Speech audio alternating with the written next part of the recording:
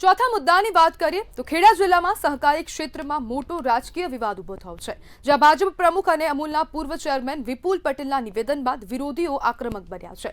વિપુલ પટેલે જાહેરમાં રાજકારણમાં રહીને પૈસા કમાવ્યાનો સ્વીકાર કરતા કોંગ્રેસે તેને મોટો મુદ્દો બનાવી લીધો છે. કોંગ્રેસ અગ્રણી ભારતસિંહ પરમારે ગંભીર આક્ષેપો કર્યા કે અમૂલની 2025ની ચૂંટણી દરમિયાન મોટા પાયે નાણાકીય ગેરરીતિ થઈ હતી. એક મતદારની પાછળ લાખો રૂપિયાની લાહણી કરવામાં આવી હતી અને ચૂંટણીને પ્રભાવિત કરવાનો પ્રયાસ થયો હતો.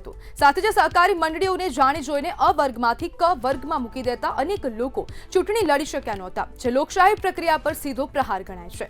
આક્ષેપો બાદ સહકારી ક્ષેત્રમાં પારદર્શિતા અને ન્યાય પર સવાલ ઉભા થયા છે. એક તરફ ભાજપ તરફથી હજી સત્તાવાર પ્રતિક્રિયા સામે આવી નથી, ત્યારે કોંગ્રેસ આ મુદ્દાને ઉગ્ર બનાવવાના મૂડમાં હોય તેમ લાગી રહ્યું છે.